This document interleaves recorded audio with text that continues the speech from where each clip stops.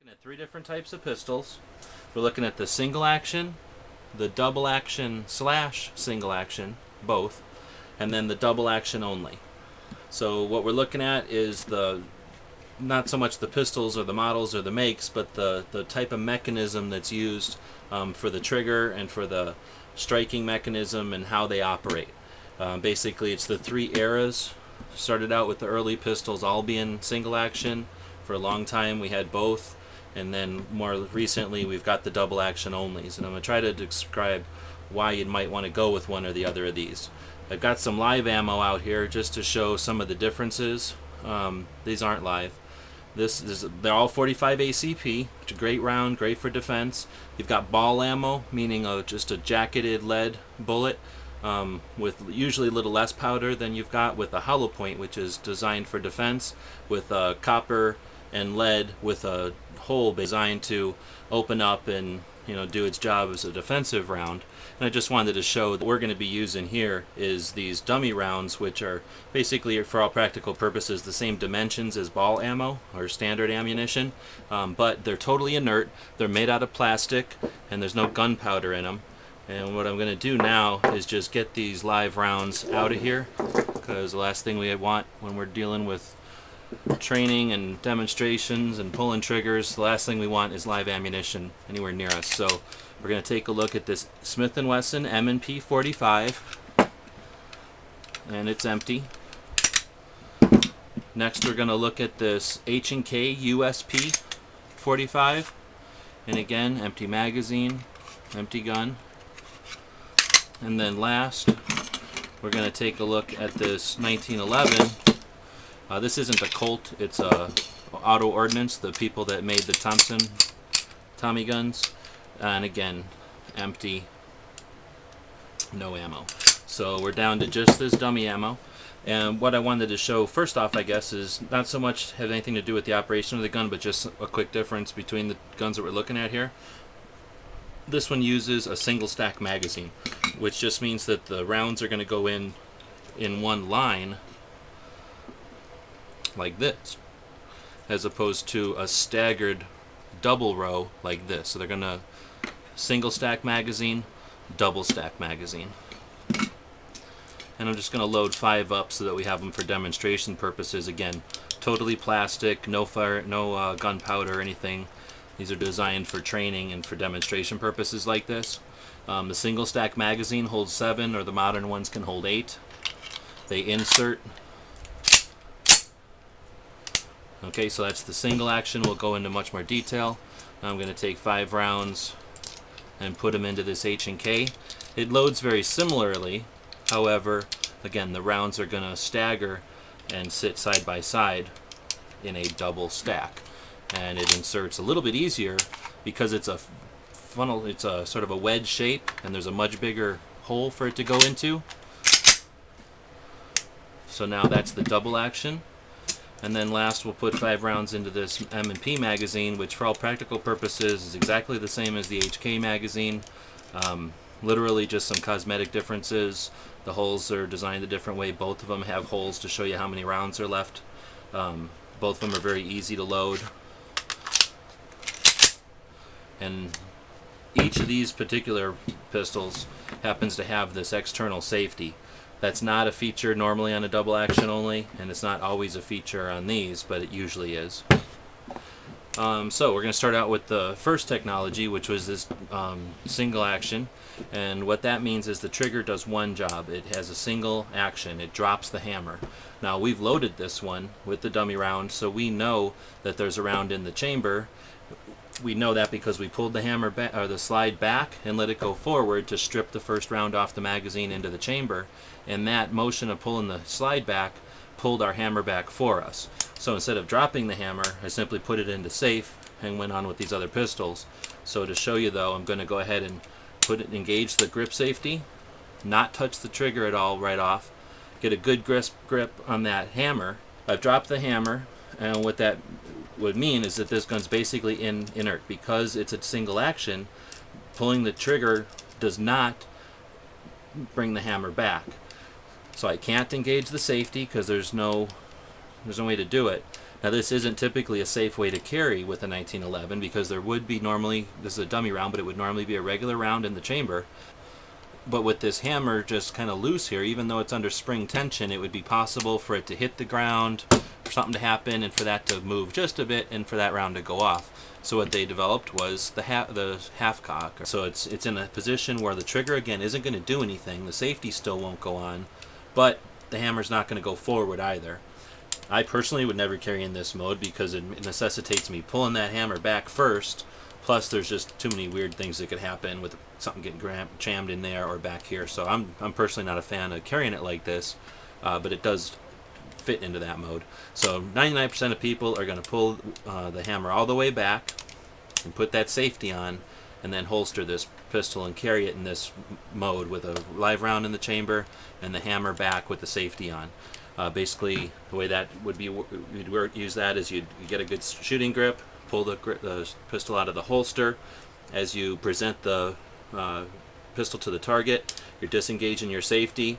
Last, your trigger finger goes on the trigger, and then just to double check, and then boom, the gun goes off. Now, typically, your pistol's I'm gonna be in this position, and the powder and everything is gonna cause the firearm to cycle.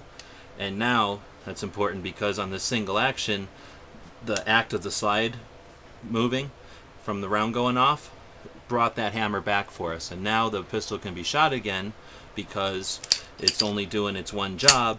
It's dropping the hammer. Again, the pistol cycles and pull the trigger. So that's the way that a double action works, that's the way that a single action works. And it's not a bad design. It's over 100 years. It's just about 100 years old now, and no serious flaws with it. Biggest flaws being user error or mechanical failure, because there are some parts in here that can break or whatever. But again, it's not something that's a hazard or anything. A lot of people carry this way. Next up then would be the double action.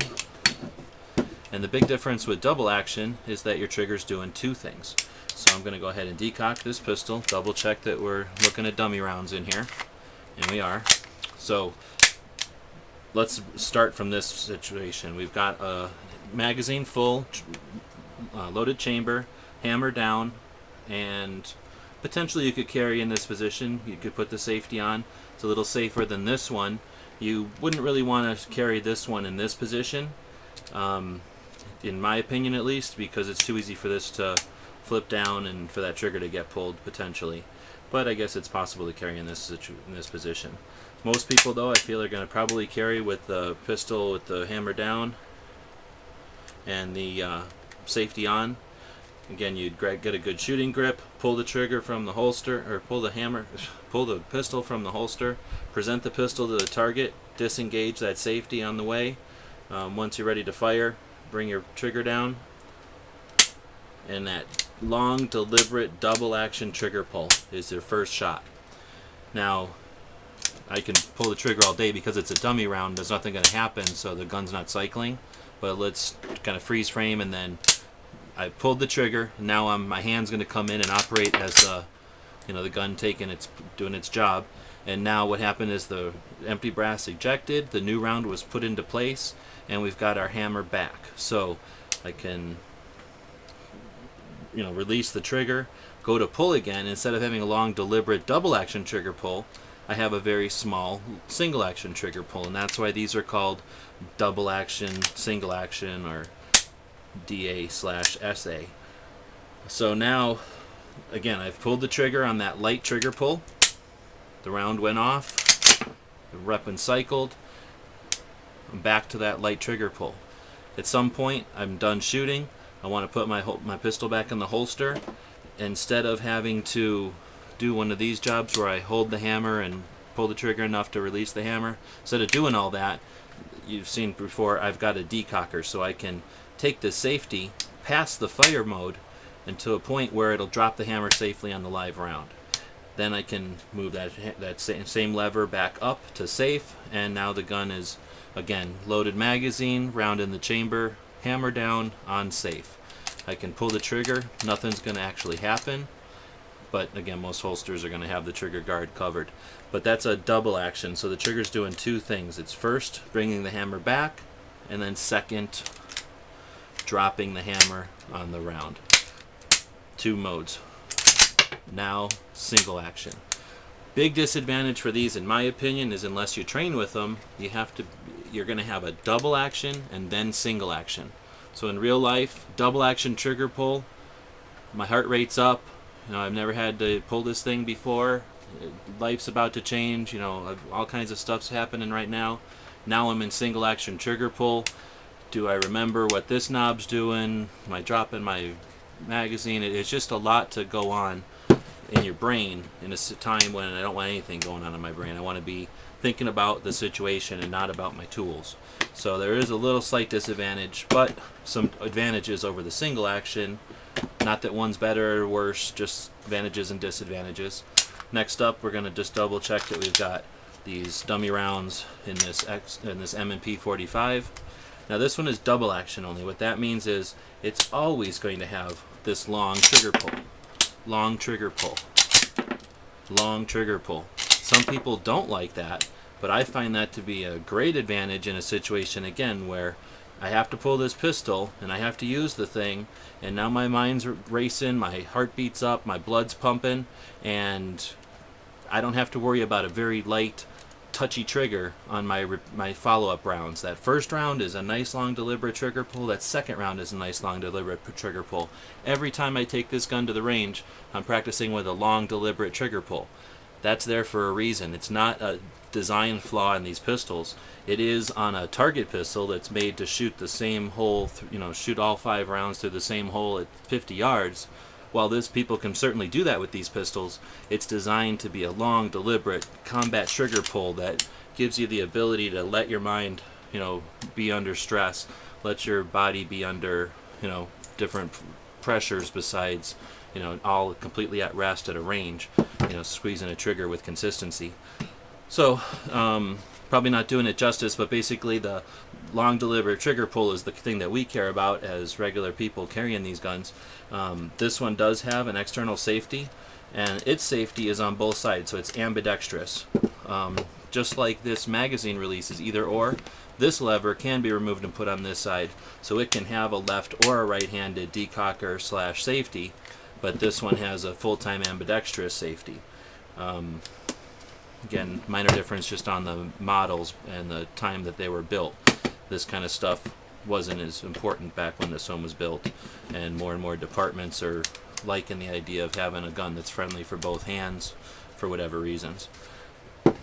So again, probably not the best video out there, but I had some time and I had the 3 pistols available, so we're looking at the single action, double action, single action, and double action only types of pistols.